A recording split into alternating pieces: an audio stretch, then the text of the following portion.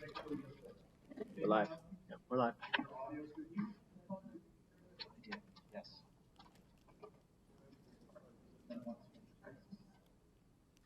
so are we starting now, even though are we officially starting, even though we only?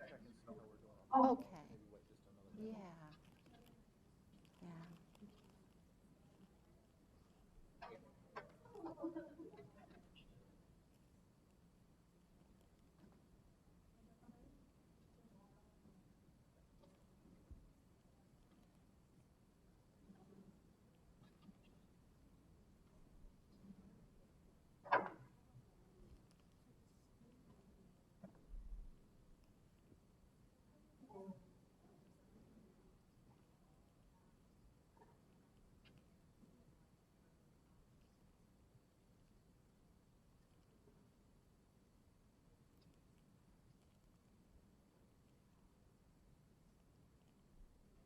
Hi, how are you?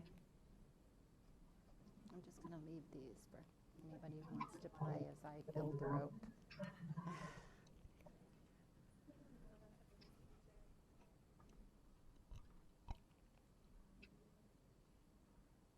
You didn't know you were going to get to play with pipe cleaners, did you?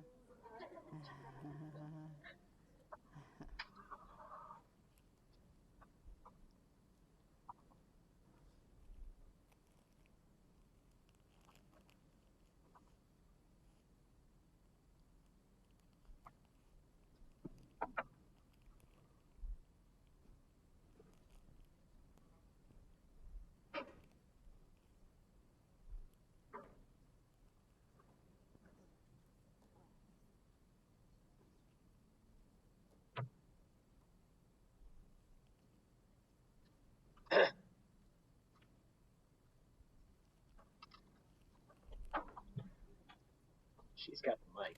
Yeah. Because to hear, so stand close to her. Other than that, we should be good.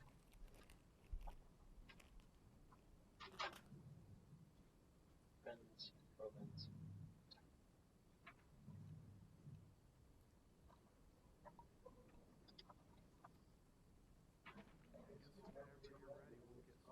Sure. I'm going to stand pretty close to you because you have an active microphone. I'll put my arm around you and be really close. All right, Justin. Hello, everybody. Welcome. Thanks for coming out tonight. Kind of a chilly night. Hopefully we'll have some more folks joining us. We're also streaming. Does it sound good on streaming? Okay, good. My name is Justin Carlson. I lead the technology and teacher training teams here at the Hill Center. And really glad that you're here tonight. Who's been here before? Oh, wow. Okay.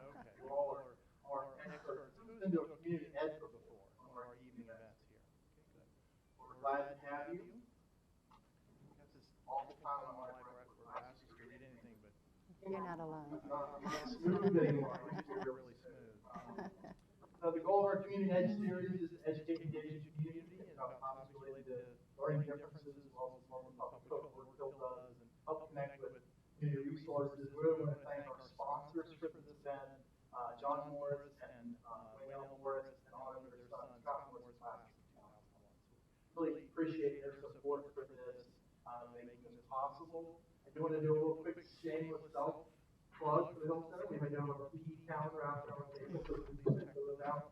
And we have some great sessions coming up this spring for community ed, so you come join those. We have math, Duke University, and working with diagnosis and treatment of students with ADHD. So some good topics coming up. You can see those on the website. And also out there, I guess I should use my phone. We also recently have posted some new tutoring courses, so go on our website and check those out. We have them in reading, writing, and math, and we have some new classes. So you can check those out if you're interested. Now, I'd like to introduce Nancy Hennessy. I'm going to read this little passage here because the accolades are so many I Can't remember it all. Skipped most of them. Are these all true? I guess so. Nancy Hennessy, educational consultant, past president of the International Dyslexia Association, is an experienced teacher, diagnostician, and administrator. While in public school, she provided leadership and development of innovative programming for special needs students, a statewide revision of the special education code, and award-winning professional development initiative. She has delivered keynote addresses, workshops, and trainings to educators nationally and internationally. Her publications include articles and chapters on a range of topics, including dyslexia experience, skilled reading, a model high school program for dyslexic students, and mentoring. She's a former lead trainer for Wilson Language, national trainer for Language Essentials for teachers of reading and spelling, and adjunct instructor with Fairleigh Dickinson University. Is that all pretty good? That's very good. That's very good. Okay. Well, we're so You glad. didn't miss anything. We're so glad to have you here. Thanks, We're Justin. really, really happy that you're part of our Thank you. community. Yeah. You all know she's Just a real rock star. and a very nice person. Thanks for being here. Thanks, Justin. All right. Good evening, everyone. Let me thank all of you for being here, and let's make certain that I stay in range of streaming here for anyone who's watching on the web this evening. So I'm going to talk to you about the reading rope, which for me is foundational information in terms of understanding how it is that children come to read. What are the skills? What are the processes that they have to have in place, right? And can we better understand when something goes awry for them? Can we be more diagnostic? Can we pinpoint what the difficulty might be based on the reading rope? I'm a teacher. Sometimes I forget about all that other stuff, right? I was in public school for a very long time in different roles, and then worked as a consultant, and continue to work as a consultant. But most of all, I'm a teacher, so anything I talk about really comes from my own reading, my own learning, my own experiences. And I'm hoping that what I share with you this evening will be helpful for you, regardless of what your role is. We all come with different perspectives and with different needs. I will periodically stop and ask for questions. You have a note-taking guide. If there's anything on my slides that you're particularly interested in, or you'd like a copy of the slides, you can always email me, and I'm more than willing to share. Okay? All right. So, weaving the reading rope. All right, we're going to unravel the strands, and we're going to talk about skilled reading this evening. And just so we have a sense of what we're going to talk about, because it's important to know where we're going, right? We're going to begin by talking about rights and responsibilities. I want to talk about the right of the child and the responsibility of the educator in terms of gaining reading skill, gaining proficiency. We're going to talk about the science and the rope. I think one of the things that has happened in education is oftentimes we don't pay enough attention to the science, and there is a science of reading. We are professionals, those of us who work in this field, and so we have a responsibility to know what the science is so that we provide the very best education for all of our children. Those that learn to read easily, some do, and those who don't. We're also going to talk about the strands of the reading rope. The reading rope is an evidence-based or research-based model for understanding how reading develops. And we're going to pull that rope apart and talk about the different strands that represent the skills, the processes, the abilities that students have to have in place. And then we'll talk about connections to classroom and to proficiency. All right. So we always have to begin with children, right? Regardless of the age, right? I think we all come to school wanting to learn how to read. If you think about the little kindergartners, I've worked just about every grade level, and I worked in a K-2 school at some point in my life, right? And I just always have this vision of those little kindergartners coming through the door, most of them smiling, a few crying, hanging on to their moms or their dads, but just so excited about learning. And for them, very often learning is about reading. That's how they equate learning. And so reading opens many, many doors for our children. And I like to always begin a workshop or a talk by saying, who did you bring into the room with you tonight? What child, regardless of the age, are you sitting here for? You know, I think it's important that we keep in mind that each time we try to learn more, it's really not about ourselves, it's about the children and how we can benefit the children. So here's who I brought into the room with me tonight. His name is Scott. I met him in that K2 building, right? He already had been found eligible for special education. He was in 2nd grade. That's early, isn't it? So you get a sense of how significant his reading difficulties were. He was very excited still about school, although he was very confused by a lot of what went on around him. And I have this vision of Scott kind of putting his head down, holding his head and saying, I'm so diffused instead of confused. He was very, very dyslexic, right? Eventually we found a way to teach Scott how to read, but I have to tell you, at that point in my life, I didn't know as much as I needed to know. So this ongoing learning is important. I was the learning consultant in that building. I worked directly with the teachers. And eventually we found the way to teach Scott how to read. Why? Because we looked at the science we gained in knowledge. And so as I think about the children, and you think about who you came into the room for this evening, I always think about the fact that they have the right to learn how to read, right? I love this Victor Hugo quote, to learn to read is to light a fire. Every syllable that is spelled out is a spark, right? So reading opens the doors, right? It provides opportunity for children. It also can be a challenge for many children, right? When I think about children who are struggling, I think about the fact that in our society, reading is so valued, right? Again, it opens the doors, right? And so Reed Lyon, who was the head of NICHD for a number of years, he was called the reading czar, right? Had this to say, reading is a proxy for how individuals perceive their intelligence. So when we think about young people, right, trying to learn how to read, and when they don't succeed, how they feel about themselves and how important it is that we give them the knowledge and skills to do this. I also like the quote by Thomas Jefferson, right, who said this, where the press is free and every man able to read, all is safe. And reading is essential to a democracy. It's essential to participating in society. So again, giving our students the knowledge and skills that are necessary for them to participate fully. So here's our knowledge, and here's our skills. But the other part of this equation is the parent or the educator, right? So let's talk about that for a moment, and hopefully. So while our children have the right to learn how to read, we as educators, right, have a responsibility to teach them. And as parents, we have a responsibility also to have the knowledge and skills to advocate for our children and to support our children's progress in terms of reading. One of the things that we've learned over time is that in order to be successful in working with all children, but particularly those that struggle, we need a specialized knowledge base. And so the research tells us that teachers need to know more than what is typically provided in their preparation, in their 4-year preparation. They need specialized knowledge. They need to understand the research. They need to know what the evidence has to tell us.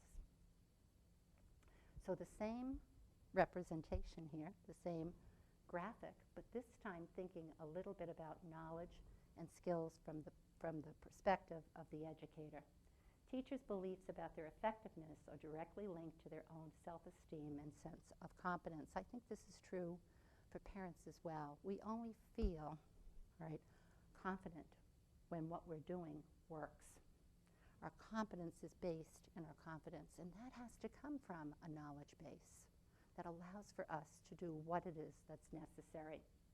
I am what I can make work, right? Have you all had that feeling, whether you're a parent or an educator or a tutor, that when you can make something work, you feel like you're really capable, you're able to do it, it fulfills you, right? So tonight is really about knowledge and skills, specifically about the reading rope, all right? When we have the knowledge and skills, then we have the courage to do what's necessary as well. All right. So, rights and responsibility, but now let's talk a little bit about science, because I keep saying it's about the research and it's about the science. So let me introduce you briefly to the science behind the reading rope. And I know I haven't gotten to the rope yet, but you have a representation of the rope on your note-taking guide, and I will get there. So I want for us to think about what it is that we've learned over the last several years, what we know from science, right? Oftentimes when we talk about the research or we say something is research-based, people kind of just take that term for granted. They don't dig into what that actually means, or they don't actually know what the research or the science is, right? So let me tell you, over the last 20 years or so, here's what the science has uncovered for us. It's uncovered the basic mechanisms behind reading. We know how the reading brain works. We know that most of the activity takes place in the left hemisphere. We know that there are areas of the brain that are specific to, right, the working with sound, right, the phonics, the phonology of reading, that there are specific areas of the brain that are specific to recognizing the symbols, the letter or letters that we use to represent sounds. And there are yet again areas of the brain where these pathways begin to connect with one another that put sound and symbol together. And we know when those pathways are smooth, when they're working well, then the child is able to read well. But we also know sometimes those pathways are not as well developed as they need to be for a variety of reasons, and then the child struggles. So we have that information. We have it because we have centers across the United States where neuroscientists have looked at the brain and identified for us what's happening in the reading brain. We also know that it takes time to acquire reading skill, that it develops over time. And we have researchers who have looked at cognitive psychologists and linguists who have looked at the fact that, when little ones come into school, right, oftentimes, right, they're just beginning to deal with the sounds that they hear within their language. And then they begin to recognize that letters map onto the sounds. And then they begin to recognize that there are patterns in terms of those symbols or letters, right? And that there are certain ways that those symbols go together in order for us to read and spell words. And then as they become more automatic, right, over time, usually by the end of second, third grade, they're able to read word fluently. And they're able to do that not sound by sound, but by chunk, usually by syllable, or sometimes by morpheme, those meaning units, like in the word instruct, recognizing in and struct. That's what a proficient reader is able to do. So we have research and we have evidence that tells us how that happens over time. Right? We also know the causes of reading difficulty. And so for those of you who are here who have a student with a reading difficulty, more often than not, that reading difficulty is based in the phonological processes. And phonological processes have everything to do with working with sounds within the language. So if you have a child who is dyslexic, right, it's not that the child, there are myths out there, right? It's not that the child isn't able to read the word in the order in which it's presented. They're not seeing letters backwards, right? Primarily, they're dealing with this phonology or the sound part of the language. And so that's where we begin. That's what we work with, and then we layer on letters and so on and teach them how the language is actually structured. Right? English appears to be very irregular. It is not. There is a structure to English, and we can teach children that structure. And we also know about the early indicators of being at risk for reading failure. And I'll talk more about those in a moment because the reading rope is actually based on those early indicators. But children who are having difficulty with rhyme, children who are having difficulty with identifying initial sound, ending sound, the sounds within words, right? Children who have difficulty with letter naming, right? These are all indicators of being at risk for reading failure. So the research, whether we look at the research of cognitive psychologists, we look at linguists, we look at educational researchers, we look at neuroscientists, over the last 20 years or so, we've built up this wonderful body of knowledge that should be the basis for reading instruction, for the development of curriculum for students. Mark Seidenberg, in a recent book called Language at the Speed of Sight, right, talks about these developments.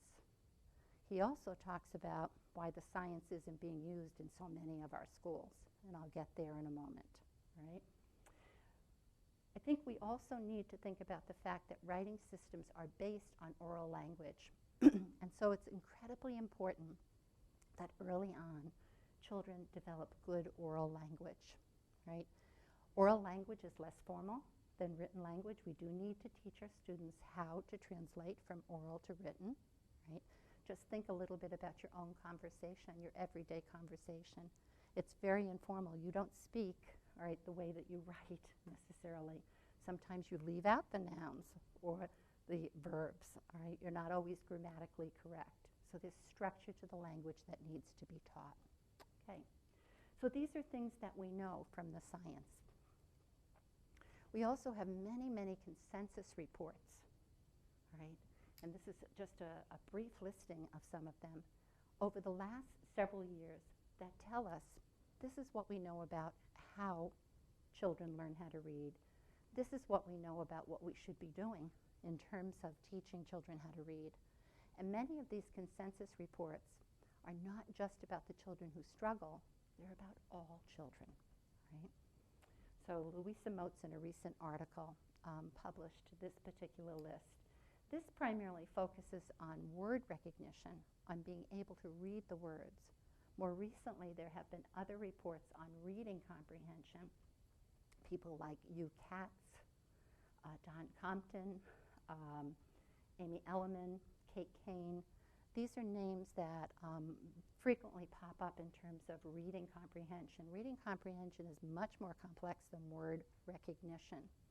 And we're continuing to learn more about reading comprehension. We don't know everything about that. We know mostly everything about word recognition, though. All right. So despite all of this, despite our having the science, right, despite our commitment, because we do make a commitment to teach our children how to read, no educator comes to school not wanting to teach the children who are in front of them, right? But despite that, we still are underperforming as a nation. So if you're sitting here as a parent and your child is struggling or your child is dyslexic, right, your child's not alone. There are many children who struggle in the United States. Mark Seidenberg says that we're a chronic underachiever given everything that we know. That's kind of interesting, isn't it? Yeah. We also know that on the National Assessment of Educational Progress, right, which is like a national assessment of where we are educationally, right, that our scores over the last several years as a nation have changed very little, that we've not made that much progress, right? So at this point, you're probably saying, well, why is this, right? We have the science, right? Why are we not making the progress that we need to be making for all of our children? Why are our children continuing to score at these very basic levels in reading, whether they're children who are eligible for special education or not? And some of the reason for that has everything to do with the lack of attention to the science. So this is why I'm glad you're here tonight, because I want you all to be what I call tempered radicals, that when you leave here this evening and go and talk to your colleagues or go talk to the teachers about the fact that we have to commit to using the science, right? In 1999, can you imagine? The National Research Council said, education doesn't rest on the science. It doesn't rest on the research. Now just give that a thought in terms of the other professionals that we count upon for our health, for instance, right? How would we feel if our doctors didn't use the science, right? That would be a bit frightening. Okay. Louisa Moats says teachers may cling to unproductive philosophies of teaching not only because science-based instruction is neglected in many teacher programs, and it is. I cannot tell you, I've worked with thousands of teachers, how many of them have not even heard of the reading rope, have not heard of some of these researchers because it wasn't part of their preparation. That's not their fault. That's not their fault, right? But many, many people now are out there talking about this, and teachers are becoming better prepared because of it. Here's a hopeful note about North Carolina. A recent publication by the National Council on Teacher Quality talked about those states that have teacher exams that address the science of reading. And North Carolina is one of the states that does. So that's a hopeful note. Yeah, all right.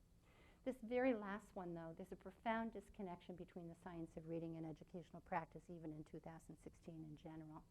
So you have to step back and say, why? And we know people are resistant to change, but sometimes we've just not had access. It's not been part of our training.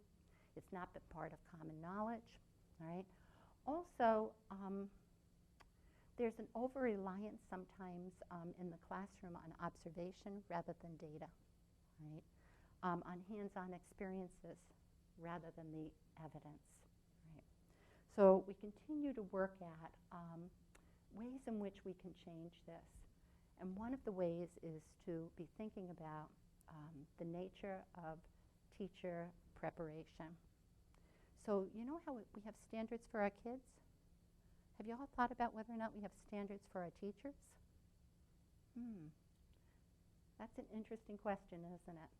Well, the International Dyslexia Association, over the last several years, has worked at standards for teachers of reading and has published those standards and now has based certification of teachers as well as accreditation of university, right, as well as acknowledgement of multisensory structured language programs based on those standards. The Hill program here in reading has been recognized by IDA as one of those reading approaches that reflects the standards which are based in the science. So the answer here is this high quality education. It's teacher knowledge. And when we think about this, all right, we begin to think about, well, what can we do? How can we spread this word further? All right, what can we do about this knowledge? And so we need a rope. We're at the end of our rope, we need a rope. So weave me a rope that will pull me through these impossible times. This is Tim Finn. And of course, the rope that we're talking about is the reading rope. So now we've talked about the rights and responsibilities, bringing the child into the room. We've talked about the science and the need to recognize there is a science of reading, and that that science, all right, has developed over the last 20 to 30 years. Right? We have consensus reports. We know that teachers need to be more knowledgeable, and we need to work to inform our teachers, right? And that their knowledge has to be based in the evidence. So the evidence, the foundational evidence I'm now going to talk about will be the rope, right? And how the rope can begin to guide us in terms of thinking about reading. But let me stop for a moment and ask if anyone has a question or a comment. Yes? So as you talk about the lack of training for teachers, Yeah. Is IDA like helping with like push this into the universities? I mean, that's where it Yeah. needs to eventually. That is where it needs to be. And it's one of the most difficult places to, yes. Yeah, the question was, as we talk about teacher training, what is the IDA doing in terms of the universities? Because, this is really where the training needs to occur. And so IDA has accredited a number of universities using the standards and will continue to do that. But not only IDA, there are other organizations that are working at this that are providing for educators this background knowledge, this curriculum, all right, beyond the actual reading program. So here's an example of one. Justin mentioned that at some point I was a national trainer for language essentials for teachers of reading and spelling, right? And that is a curriculum for teachers that teaches the science of reading. Now, it's designed for teachers who are already in the field, but it has been used in some universities as part of their training curriculum. Yeah. it's a huge problem, you know. Philosophically, you have to get past, you know, these barriers that have been set up. People have beliefs about what works and what doesn't work.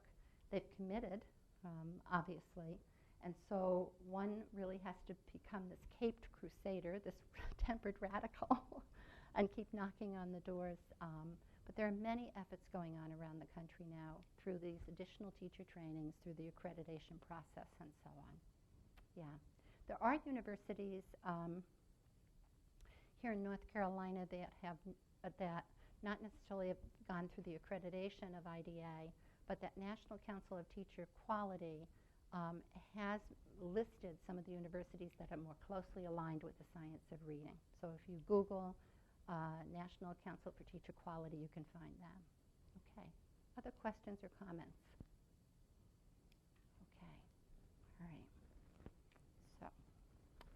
So let's then talk a little bit about where the reading rope came from.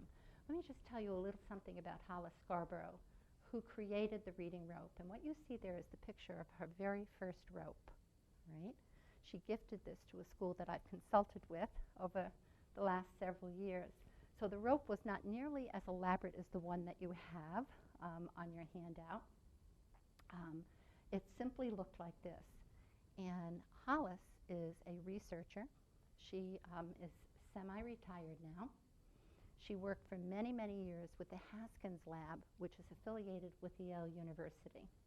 And the Haskins Lab is a multidisciplinary lab that has looked at reading and language and problems with reading and language for many, many years, many, many years. Some of you may be familiar with the fact that phonological or phonemic awareness is considered critical to reading. Well, not everyone always believed that, but Isabel Liberman, who was with the Haskins Lab in 1994, began to write about it. So very well-known research scientists have been associated with this lab. So Hollis has also taught at other universities. She has published many, many articles and is well-known, extremely well-known, for her meta-analysis of research studies. I will tell you she's a brilliant woman and a very generous woman, because you can hardly go to a conference now on reading and not see her reading rope. It's everywhere. That was not so 10 or 15 years ago, but it is now, and she generously shares it with all. Right. So the reading rope she first created in the 90s for parents and for teachers. And the reason she did that was, she said reading was so complex, she was looking for a way to explain reading to teachers who had learned about the science and also parents, right? And she said it's really a metaphor for understanding the complexity of reading. So initially, as I said, created for parents and for educators. Now, how did she create it? Because I think it's important to know where it came from before we actually talk about the strands. Well, she turned to the science, all right? So when I said to you it's a research-based model, all right, I thought it might be important to tell you what the research was that it was based on, right? Well, it's based on two things. It's based on something called the simple view, which I'll share with you in a moment, a very simple view of reading development, and it's based on early identification and prediction studies, right? So let's take a look at each of these, right? So here we have in the background the reading rope itself, right, which we'll get to, the complexity. But I've overlaid it with the simple view. In 1986, these two research scientists published some papers on what they call the simple view of reading. So let me explain the simple view to you. They were very interested in why children had difficulty learning to read, and they were particularly interested in the child who had difficulty with word recognition. That's typically the dyslexic kid, right? And very interested in the child who had difficulty with language comprehension or reading comprehension, right? And that's typically the hyperlexic kid or perhaps a child on the spectrum, right? Okay. And so they began to do research, and they said, you know, when we look at reading, we can really talk about it in this way. There are two primary factors that contribute to reading proficiency. And here's what the factors are. And factor is an important word, because one factor times by another factor equals a product, right? So they said, well, to get the product, reading comprehension or skilled reading, you had to have word identification or recognition. We could call it decoding as well. And you had to have language comprehension. And by that, they primarily were talking about like vocabulary and background knowledge. We're going to go a little deeper into that, but okay? And they said this. 1 times 1 equals 1. So if you have word recognition times by language comprehension, 1 times 1, then you're going to get reading comprehension, 1. But what happens when you don't have word recognition? 0. But you know what? If someone reads it to you, you understand everything because you have vocabulary and background knowledge. 1. 0 times 1 equals, everybody? 0. So you're still not going to have skilled reading or reading comprehension, right? We'll take it the other way. Suppose you have word identification, 1, but you don't have those language capabilities, the language comprehension, the vocabulary, background knowledge, and so on. That's a 0. 1 times 0 still equals 0. And then you have some kiddos that are 0 times 0, and that's definitely a 0, right? That simple view has appeared in the research literature since 1986 over and over and over and over again, and it has stood the test of time, right? That has great implication for instruction. It immediately tells me I have to teach my kids how to read words, and I have to develop language, vocabulary, background knowledge, and so on, so they can understand what they've read. Both of those things have to be in place for children to have reading proficiency. So what Hollis did was she used the simple view, but she expanded upon it, as you can see from your handout, and you can see the background here in terms of multiple strands. The other thing that she did was she said, well, what do we know about reading proficiency? What do we know about kiddos who learn how to read as well as those kiddos who are at risk, right? Do we have research that tells us that we can predict who those kids will be who are at risk, right? And in fact, she looked at over 61 years of research, multiple studies, all right, did a meta-analysis of the studies, and came up with those predictors. And in fact, the predictors then translated into strands of the rope. So when you take a look at letter identification, for instance, and you go down to the bottom part of the rope, there's the word recognition, you see it represented in decoding and sight recognition. When you look at concepts of print, you see it represented in the strands of the rope that have to do with language comprehension. By concepts of print, we mean in little ones, do they recognize, you know, that the words move from left to right, that the words tell the story, the pictures support, all right, that you need to turn the page, you know, concepts of print, right? When you look at expressive vocabulary, that was also a predictor. Well, that's represented in the strand that says vocabulary. When you look at sentence or story recall, that's represented in language structures. And then we have phonological awareness.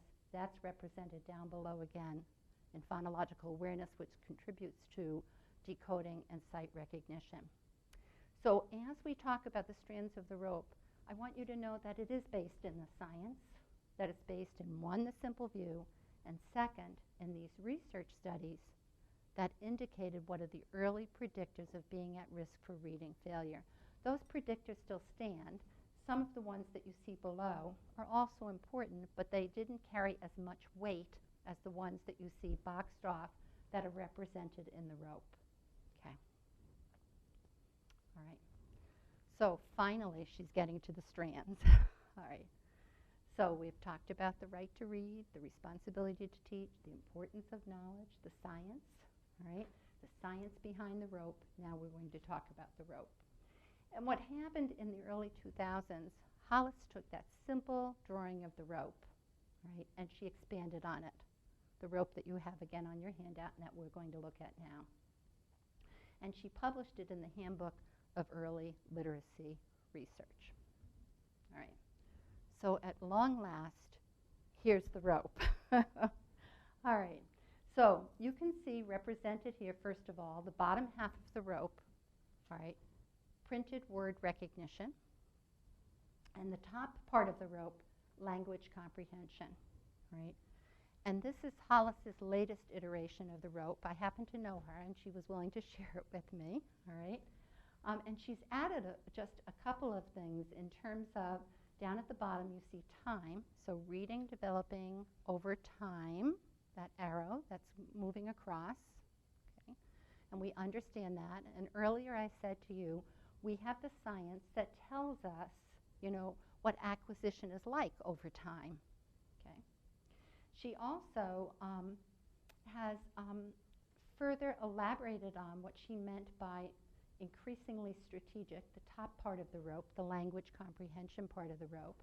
And what she means by this is that students have a goal in mind, that they monitor their understanding, and that they adjust based on that goal. It doesn't mean the use of strategy. So some people interpret that as meaning the use of strategy. It does not mean that. It means kiddos are strategic. And when you're strategic, you set a goal, you monitor whether or not you're working toward achieving that goal, and you adjust if in fact you're not. The arrow down at the bottom, increasingly automatic, has everything to do with the fact that word recognition begins by becoming accurate and then eventually automatic, right? So we all know the kiddos who kind of get stuck in what Jean Child called barking at the print. You're looking at the word bat and they're reading it as book, and they finally get to bat. All right, well that's great, that's accuracy, but we want them to be able to look at the word and simply read it, bat. That's what sight recognition is all about. So I'm going to go into each one of these and explain these, and we'll connect them further to practice. I want you to notice how skilled reading is defined. Just take a moment and look at that. Skilled reading is the fluent execution and coordination of text comprehension and word recognition. So that means when a student comes to text, when they come to a page, they're able to read the words automatically and make meaning automatically. They can do both simultaneously. And I'm sure that many of you know students who, because they're struggling with word recognition, can't focus on the comprehension piece. They don't have enough energy, mental energy, cognitive resource left over to focus, right? So we have to get them automatic in the lower strands so that they can then make use of the upper strands. What else do I want to say about this before I explain the strands? In the early grades, we focus on the lower strands, right? But that doesn't mean that we neglect the upper strands of the rope. As children are beginning to learn how to read these lower strands of the rope, as they're getting better with word recognition, we should be developing their language comprehension, their language capabilities through good oral language, surrounding them with a good oral language through read-alouds, and so on. Right? Because the decodable text that they're probably using for printed word recognition will not be sufficient to develop those upper strands of the rope. So that those have to be simultaneously developed by either listening to good text, being read aloud, being surrounded by good oral language. Okay. All right. Take a moment and see if you can read this.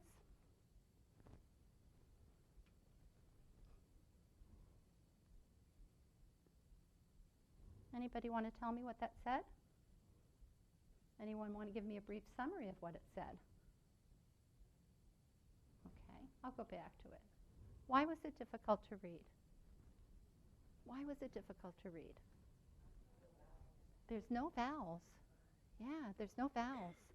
So something that's very essential to reading, all right, this decoding capability, right, the ability to work with vowels, to work with the sounds of the language is missing, right? So when we begin to think about word recognition, we're going to kind of pull this apart now, right? Our students have to be able to have all of those strands of the lower rope in place. They have to be able to work with the sounds. They have to be able to connect the sound to the letter or letters. And then they have to do that accurately and automatically. And once you throw a little bit of a roadblock or a bump, a speed bump here, it's not a speed bump, it's a slow bump, into place, then reading becomes difficult, right? So the message here will be, as we think about the reading rope, as we think about these lowest strands of the rope, they're all necessary. They are all necessary for word recognition. So I'm going to build the lowest strands of the rope, and I left a set of pipe cleaners on each table, so if somebody wants to be the master builder with me, they can. Anyone can pick them up or not, all right, if you want to play. And I'm just going to work on these lower strands.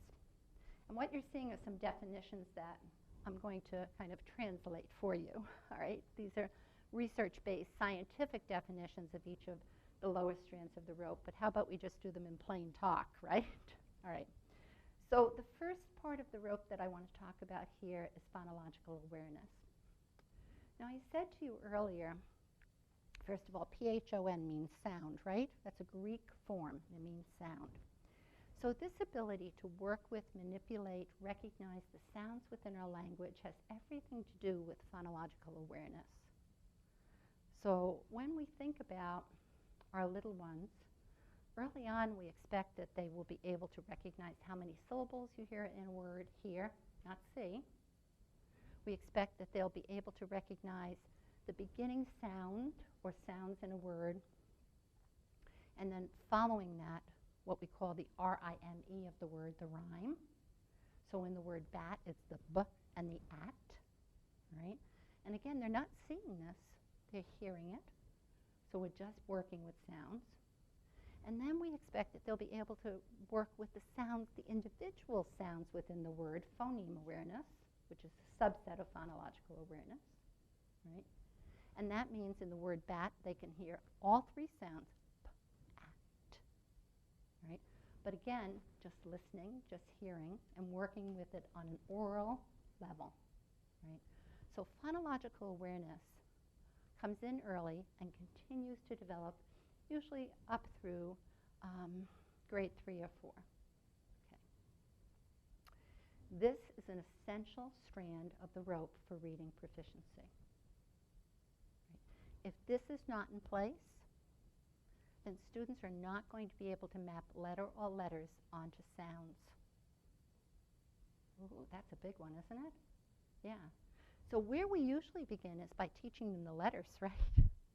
We should begin by working with the sounds with our children, and then we teach them how to map the letter or letters onto the sounds, right? It's absolutely necessary. If this strand is not in place, if this strand is frayed, then word recognition is going to be in jeopardy. Okay. Once that's in place for children, and we build on it, and we begin to braid or weave our rope, right? And the second strand that we're working with, right, has everything to do with decoding. So when we go back and we look at the rope, it says alphabetic principle and it says decoding. So what does that mean? Well, that means this, right? It's that aha that kids have when they look at a letter and they suddenly recognize that represents a sound. That's the alphabetic principle, you know? That's not natural, by the way. We were not wired to read, right? Language is natural, oral language. Reading is acquired. Reading is a cultural invention, right? We actually are recruiting an area in our brain. We have an area here that works with the sounds. We have an area back here that has everything to do with vision, and it originally was designed for object recognition, not letters. Because writing was only invented a couple of thousand years ago, right? We actually recruit this area of the brain to recognize letters. It's kind of interesting, isn't it? And then we have these pathways that connect and allow for us to put this together. All right, so alphabetic principle is this aha.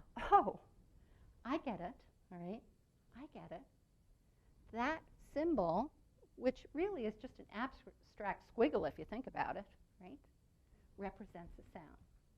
And then we begin to teach them how those symbols work to represent sounds. So think a little bit about, that's what decoding is, right? Think a little bit about this sound, not the letter, just the sound, A. Now, how many different ways can I represent that sound? How many different ways? Well, it could be with the letter A. All right. How about AI? How about AY? Yeah. How about A with a consonant and silent E? Those are the most regular ways of representing. Now, how the heck are kids expected to figure that out? Well, A by itself comes at the end of an open syllable. Labor. AI comes at the beginning or the middle of a word followed by an L or an N.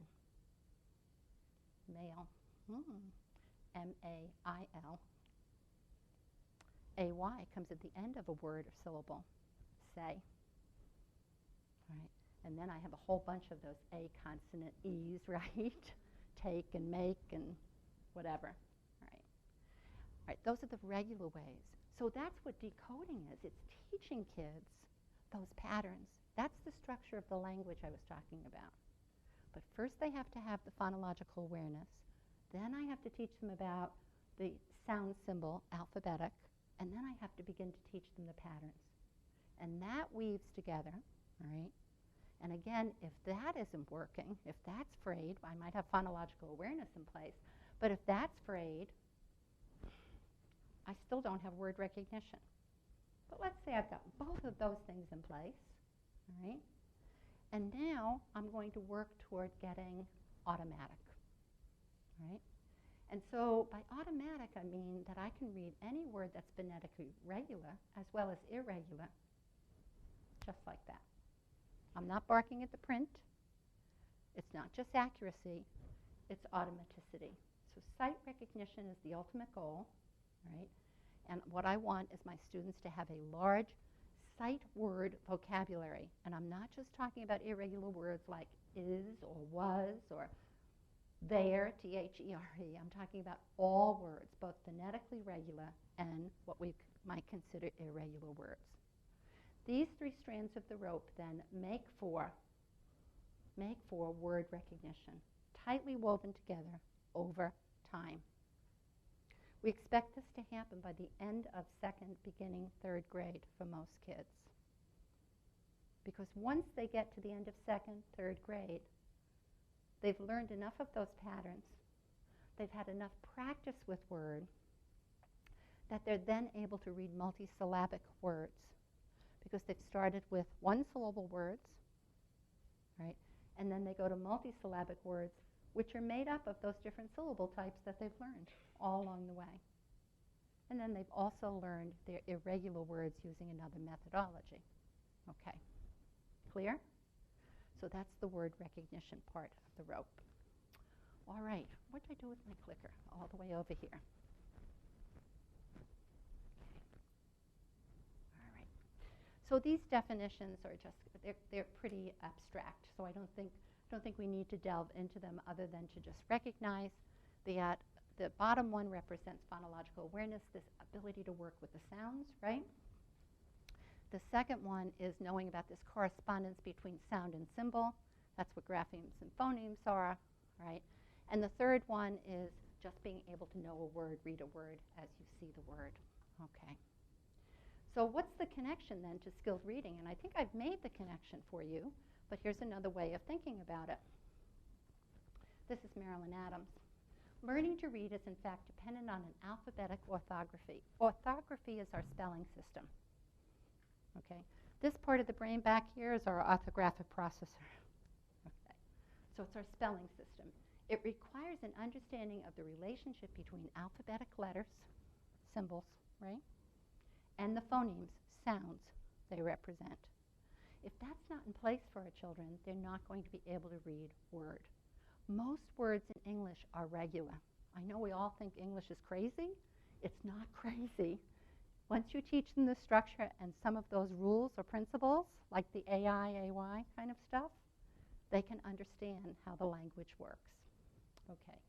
Word reading skills, here's another reason why it's so important to skilled reading. Word reading skills are strongly associated with comprehending text, particularly in the early stages of reading development.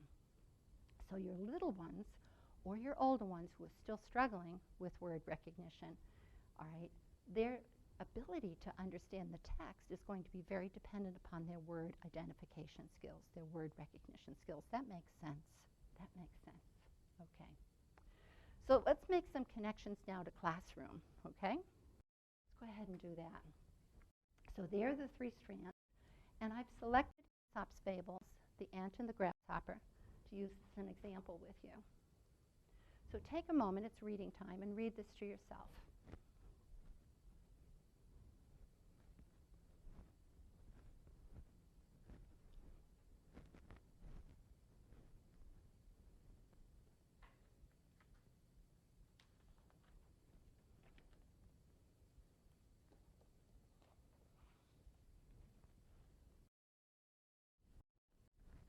Sorry, I'm walking in front of it.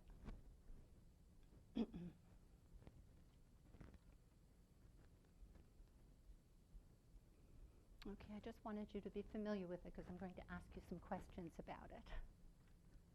All right. So this is fairly typical of second and third grade.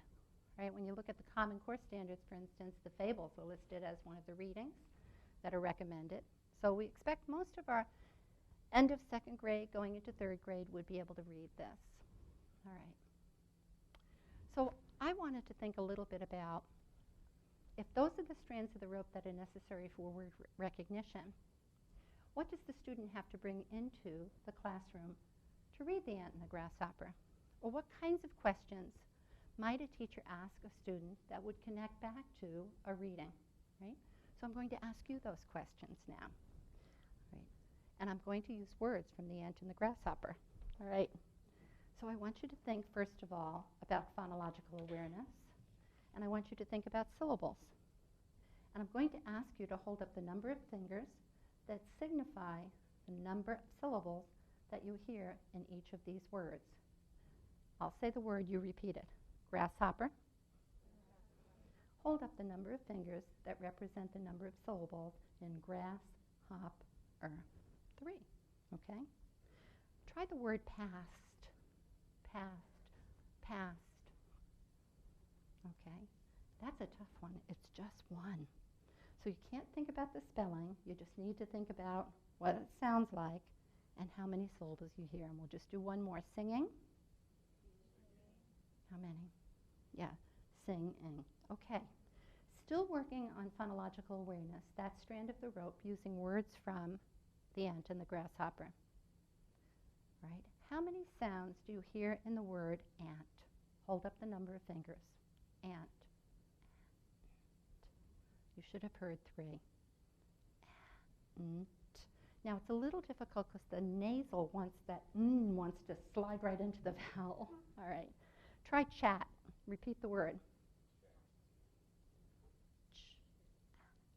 It's not a test. You can do it under the table if you want. Try nest. Repeat it. N-est. And we'll do one more. Way. A. All right?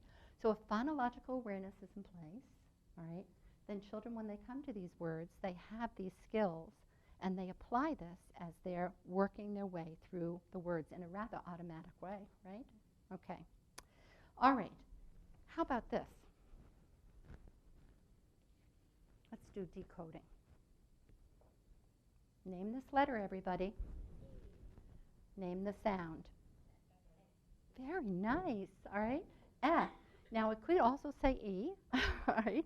But it also says as in ed. Very nice. So that's alphabetic principle, right? That's that strand of the rope, all right? And in order then to work your way through words and sound them out, you have to know the sounds that are represented by the different letters, okay? Let's try something else. How do you spell these sounds? Ready? I'm going to say some sounds. You tell me how to spell them. Ch. Oh, this is a good group, all right? Oi. O-I or O-Y, all right? And there are some rules or generalizations for that as well, right? When do you use O-I usually the beginning or middle of a word, followed by an L or an N. OY, usually the end of a word or syllable. That's structure of the language. That's what kiddos who are struggling with the language need to learn. All kids benefit, though, from phonics. This is really phonics, decoding alphabetic principle. Okay, we're going to do, I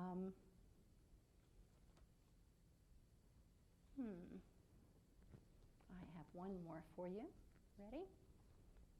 Everyone, read this word automatically. Very nice. Sight recognition in place, all right?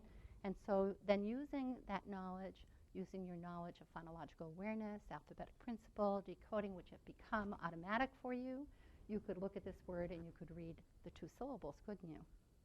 And that's how proficient readers read.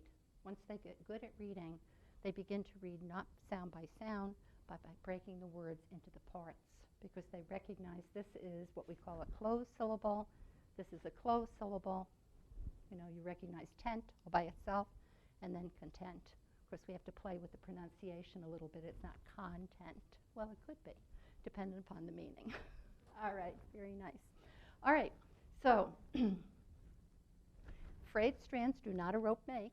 Let's keep this in mind. Weakness in any strand can disrupt reading, and weakness in several strands can disrupt reading more. All right. This is what teachers need to be doing with their students.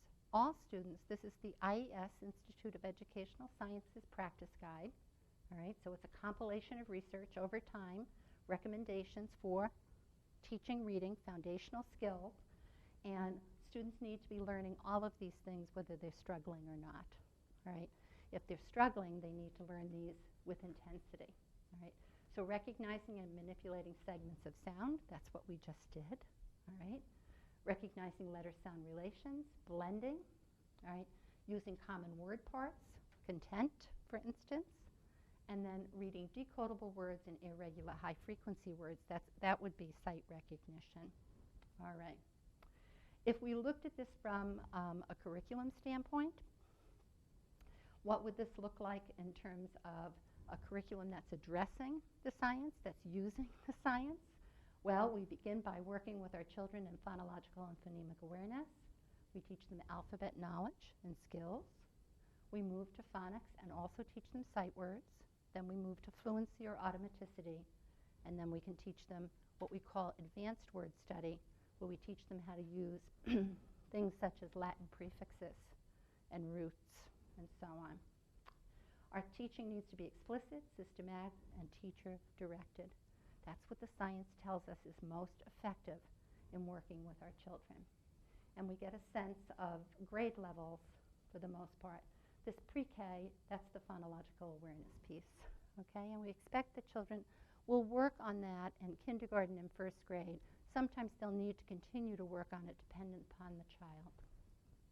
Okay, skilled reading requires that the processes involved in word recognition become so well practiced that they can proceed extremely quickly and almost effortlessly, freeing up the reader's cognitive resources for comprehension processes. Yeah, okay.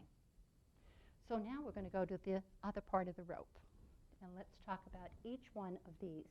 Background knowledge, vocabulary, language structures, verbal reasoning, and literacy or print knowledge. By the way, you might have noticed that the rope is braided on the bottom and woven on the top. And I've asked Hollis, how come? And she said, just because I felt like doing that. Okay. So I've heard people explain it and not know that that's exactly was her thinking. So just so we know, she just felt like doing it that way. All right. So let me take these strands apart for you. And I'm going to go back to my pipe cleaners, right? And someone can play if they'd like at their table. And I'm going to begin, first of all, let's see, I'll begin with, in the lower right-hand corner here, breadth, depth, and precision of knowledge of word meanings. That's vocabulary. So what does breadth mean? You know, our kids learn about 3,000 words a year if they're good readers. But they don't know the words deeply. They recognize the meaning. They recognize it usually in context. That's what breadth means. How many words do you recognize? Depth means how many words do you own? And by owning a word, a child can use them expressively in their language, in their speech, and they can use them in writing. Right? authors own lots of words. That's why they use such precise words. All right. So that's vocabulary. All right. Let me move to the next one. All right. Using rules of syntax and semantics to convey idea units. Did you know that grammar has something to do with comprehension? Wonder if we've ever thought about that. Right? Syntax is grammar, basically. Semantics has to do with meaning. Right?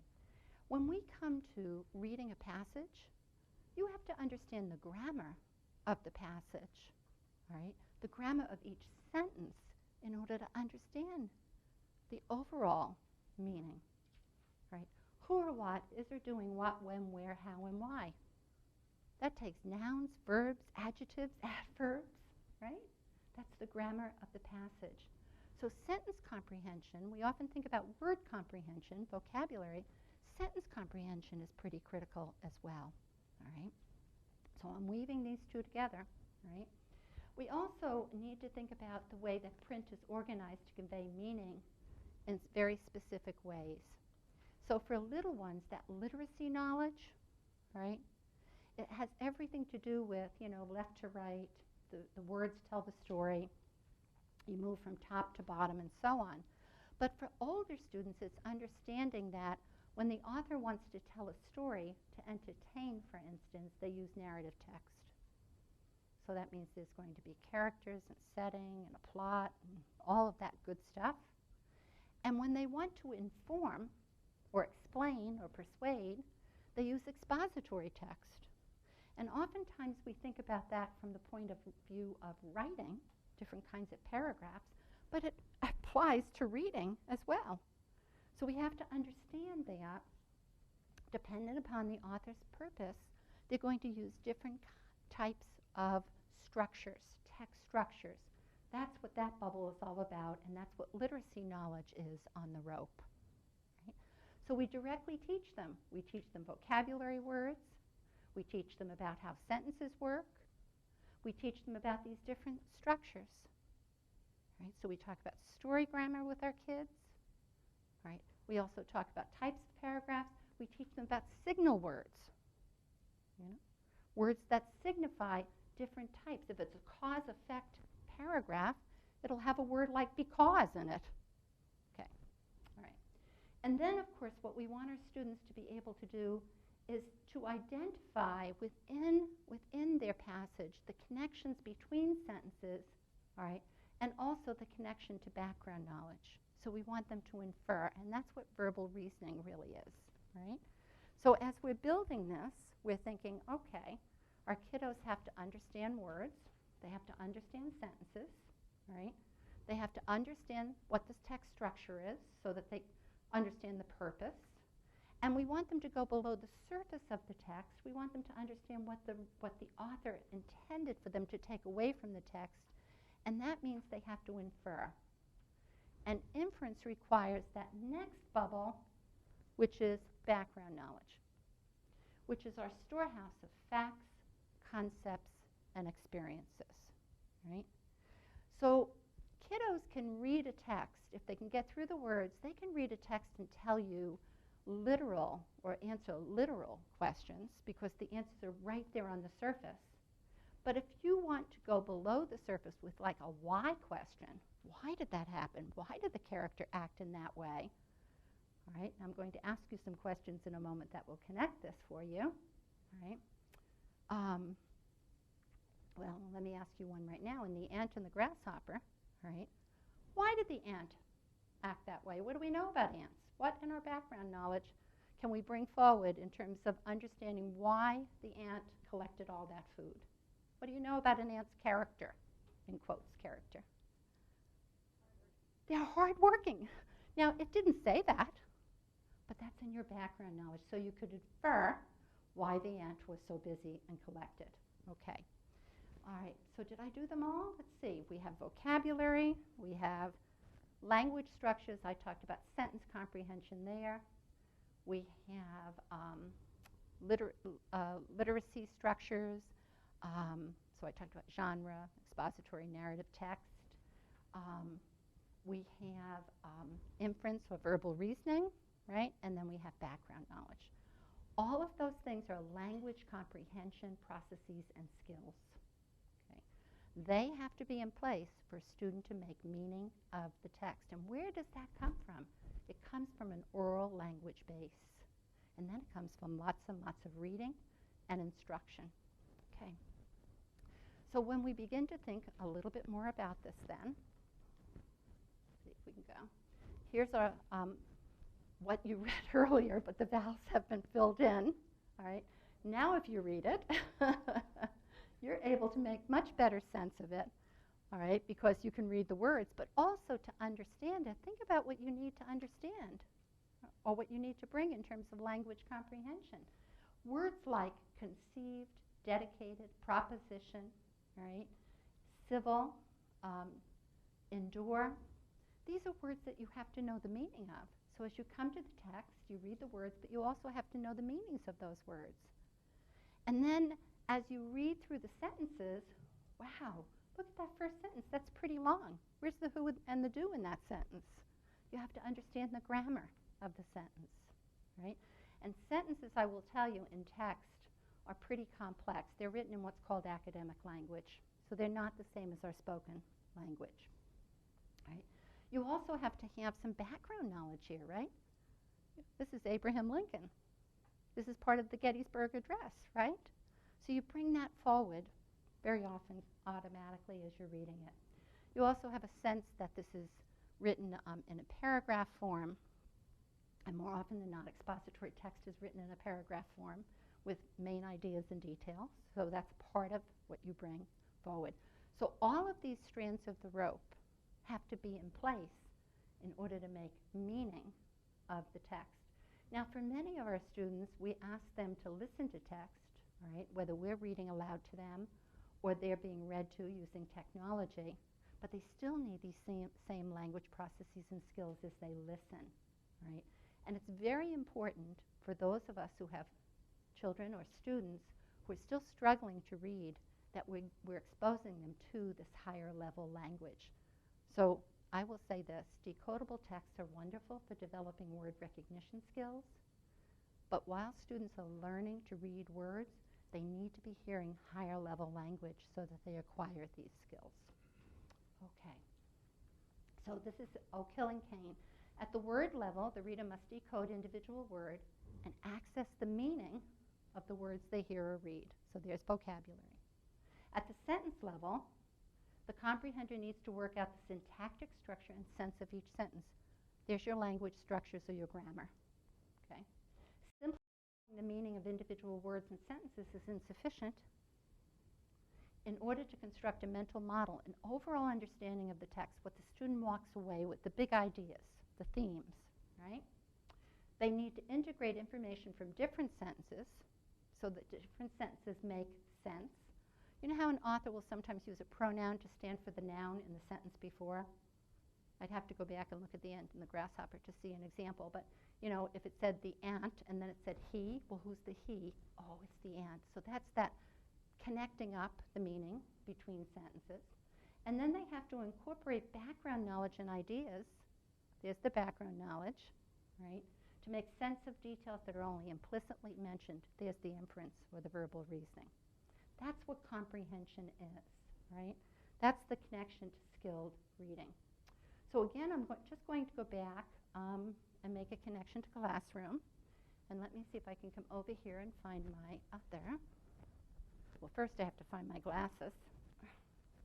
That's always good, right? And here are my other series of questions. Okay, so. Okay, what do you know about ants and their habits? We already talked about that, right? So that's background knowledge, okay. What does this word or phrase mean? Singing to its heart's content. What does that mean? Singing to its heart's content. Happy or not? Very happy, okay. So that's not only vocabulary, but there's a little bit of verbal reasoning or inference in that as well, right? Okay.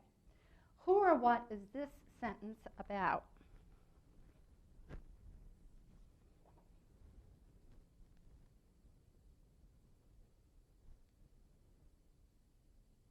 So who's the sentence about? It's about the grasshopper, but you have to go looking for it, don't you? It doesn't pop up right away. And very often, the who or the what is embedded somewhere within the sentence. So there's your language structures or your sentence comprehension. All right? And what else? Why did this character act in this way? Why is this a fable? Why is this a fable?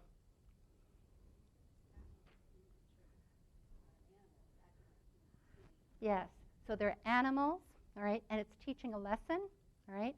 That's a type of narrative text, but it's like a subtype in a sense, isn't it? And so we have to teach text structure. So when we work with fables, we teach students it's narrative text. It is a story. We have some characters, we have a setting, and so on. But there's something special about it. The animals are the characters, all right, and it's going to teach a lesson. So there's your text structure or your literacy knowledge, right? And does this paragraph make sense to you? Now, that's not represented on the rope, but it's an important part of comprehension.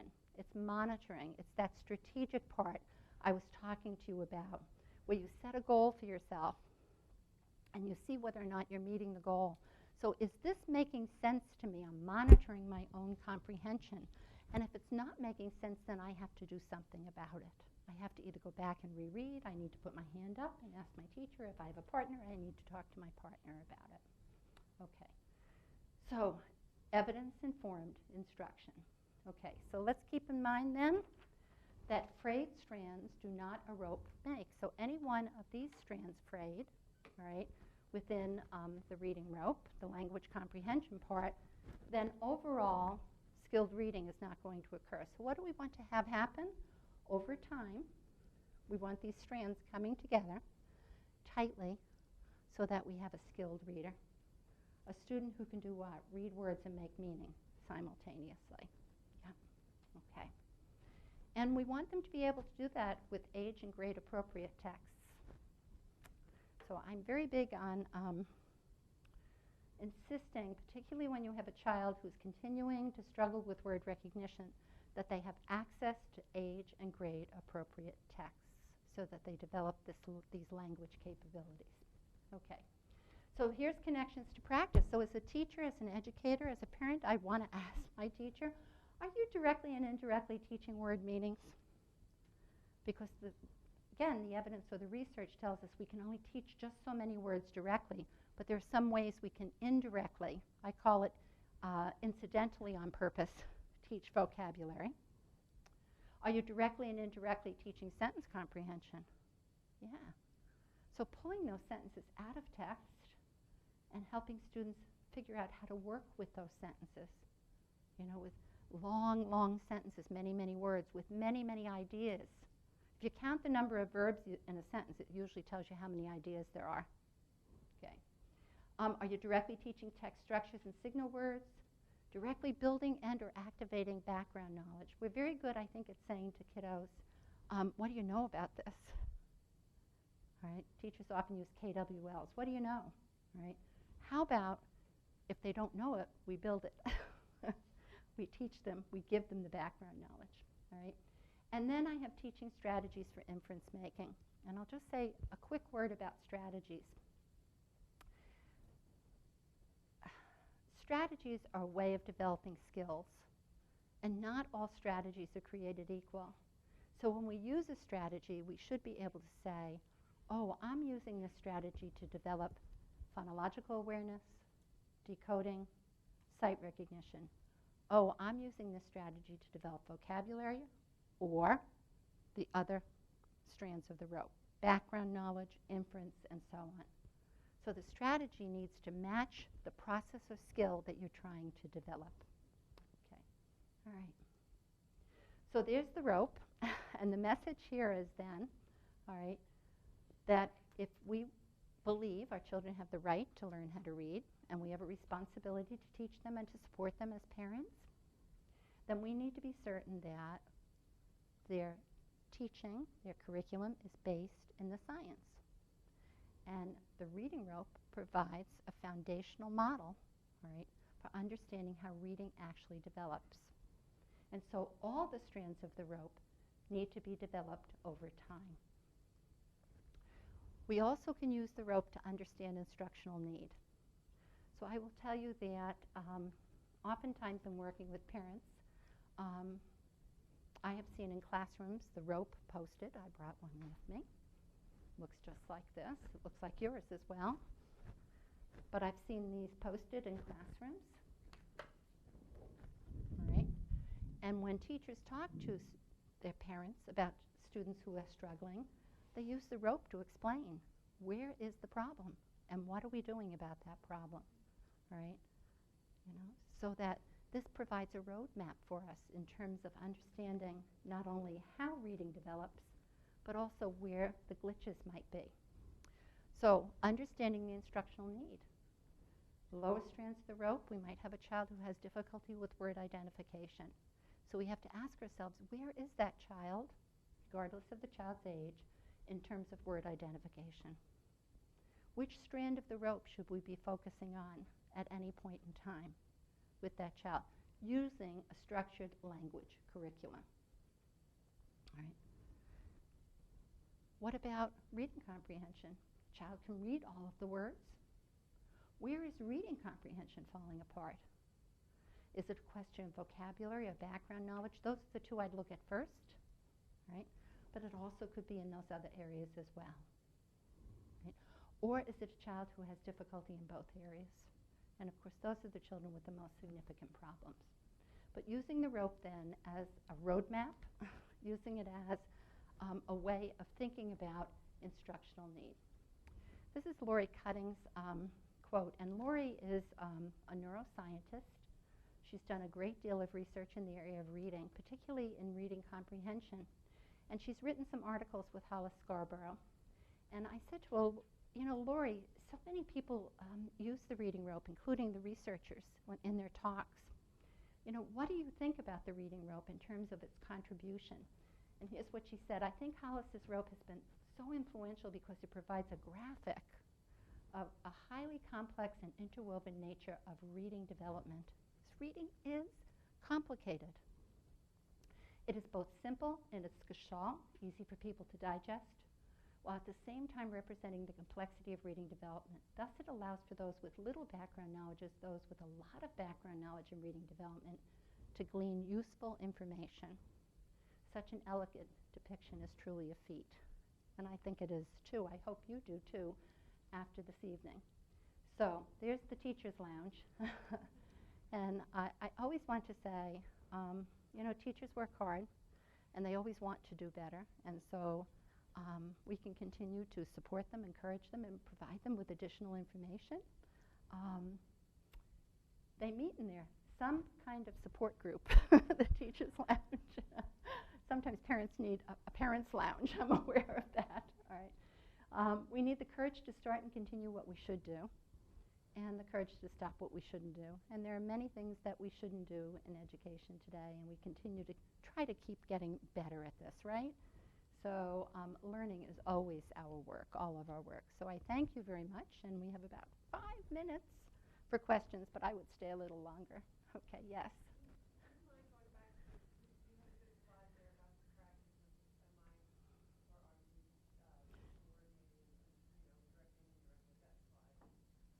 Sure. This one right here? Yeah, okay. I don't mind at all. If you email me, I'll send it to you as well. Anyone else? Questions or comments? Yeah. So as you're talking about teachers and the different strands and I can see how it would be extremely useful. My son's in middle school now, but in elementary school I would have had a lot more understanding if I could have seen the different parts. Right. Do you feel like teachers are, like new teachers are getting enough information to be able to dissect those different pieces and actually diagnose? To say, here's where your child's really struggling? Yeah. Or do they kind of lump it in the two buckets? That seems to be what I got. Yeah, yeah, that, you know, yeah, he's struggling here, but his comprehension is fine. yeah, yeah, And so, yeah. The question is, are teachers getting enough information, new teachers, to be able to be more diagnostic? All right, and I think it depends upon where they go for their preparation and then the setting that they're in once they're teaching, whether or not that setting values professional development and continues to encourage their learning. So I think it's very dependent. It's nowhere near where it needs to be. The Associated Press has a very nice series of podcasts, and recently they've looked at, in these podcasts, why isn't the science of reading being, implemented in classrooms? So bringing to the forefront that it continues to be a problem. So I think there's pockets of excellence, but I think we have lots of work yet to do, to be very honest about it. Yeah. Do you have any suggestions on how to bring this up with a child's teacher? Like, would you share it and say, yeah, hey, yeah, what, yeah. like, where really is my child? I might begin by saying, I went to this talk, and I heard about this reading rope. I don't know if you know anything about it, but here's a copy of it. And again, I'll send you the slide of just a reading rope if you like. And here's something that I took away from it, and are you interested in learning more about it? Or, could I put you in contact with someone? I'm always willing to talk to people, about it. So I think it's difficult. Well, you all know this as a parent. It's difficult to parent. It's just as difficult to teach, and we don't always all get it right. But I think there are ways to approach people that are non-threatening, that value what it is that they are doing, because we all work hard at what we're doing, but at the same time, explore the possibility of knowing more. Yeah. I know teachers who use the reading rope, all right, and not just special educators. I know regular educators, but it's because they've been to trainings or workshops where they've learned more about it. So it's a question of kind of opening the window a little bit and seeing if people are willing to hear. Yeah. Yes. I'm going to tag team on what she said. Okay. So my boys have been a part of the Durham public school system and the Wake County public school Yes. system, and they're both using what's called M-class testing. Yes. Yes. I think they do it at the beginning of the year and the Yes. end of the year. Yes. What's your perspective on that? Yeah. They do try to break it down some. Well, the question has to do with being in a public school system where they're using M-class, and they use M-class across the state, all right? And M-class consists of dibbles next plus a comprehension measure, all right? And it's used for screening students at risk, and it contains some of the measures like phonological phonemic awareness, initially letter naming, right? And then it goes to oral reading fluency. And then they use that measure to progress monitor once they provide intervention based on what they see happening with the child. It's an interesting question. I think that in some instances they dig deeply into that data. In other instances they don't have the knowledge base to dig deeply. I'm just being very honest. I'm old now, so I can say what I think. All right. I recently did a webinar for a very large school district here in North Carolina, not in this area, kind of west. All right. And the webinar had everything to do with what you're just talking about, where I've designed a decision-making flow chart that doesn't just look at, let's say, oral reading fluency, because that's usually after first grade what they're looking at. It goes back and starts with phonological and phonemic awareness and moves forward from there and contains resources and recommendations. And I think that's more of what teachers need. They need guidance, and I don't know if they've been provided as much, although I do think NCDPI has done a good job with multi-tiered systems of support. It's just dependent upon whether or not enough time has been provided for teachers to not only listen at a workshop, but also to work with what it is that they're learning. So. I think in some ways, like I've had teachers that has been helpful to kind of pinpoint where my Yes. boys are struggling Yes. with the phonics. I mean, Yes. it's very clear. Yes. Yeah. I think it could be useful, but I was just wondering. I think it is useful. And look, the screening measures and progress monitoring measures are part of a multi-tiered system of support. Again, very much based in the research, very much about identifying students early on, and that's what we need to do. So I think it's a very useful tool. How useful is dependent upon what the individuals who are using it bring to it. But it is identifying kids at risk, and that's very important. If you go back 20 years ago, we were doing that by the seat of our pants, all right? We didn't have those tools, so yeah. That's a beginning step. You see, if you have a child who continues to struggle after intervention, then you need a little bit more deeper assessment. And I like the use of informal inventories coupled with the screening measures that dig a little deeper into exactly where is the student having problem in terms of decoding or phonics. And there are informal decoding surveys out there that you can use. Okay? Yeah?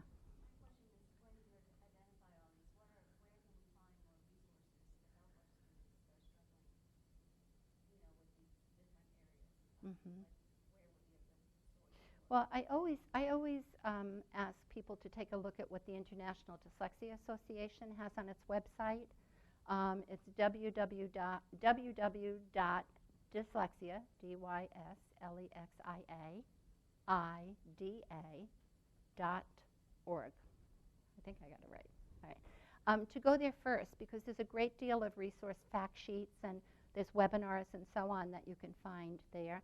And then you have Hill Center here, which offers professional development. So those are always wonderful resources. And just trying to think where else. Florida Center for Reading Research. Do you know about that? Okay, so www.fcrr.org. All right. Chock full of resources for teachers in each of the areas that I've talked about. Primarily focused on younger children, but chock full of resources. Yeah, okay. A resource list would be good, wouldn't it?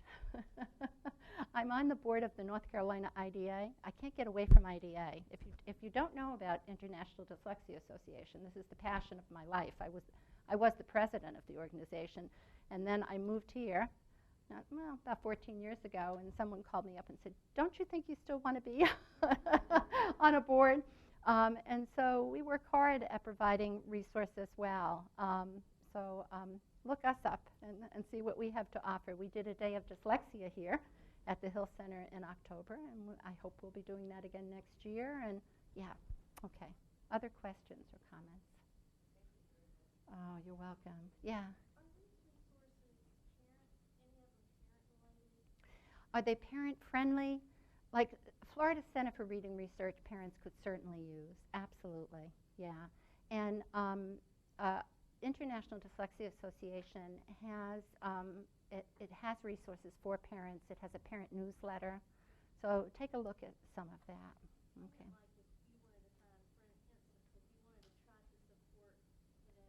Yeah, yeah. Yeah, yeah, yeah. Okay, so look at Florida Center for Reading Research because they're pretty straightforward, but email me and I'll send you some other resources as well. Okay, all right. Okay, well thank you everybody. Thanks for being here. I hope you're walking away with just a little something that has changed your thinking about reading. Okay.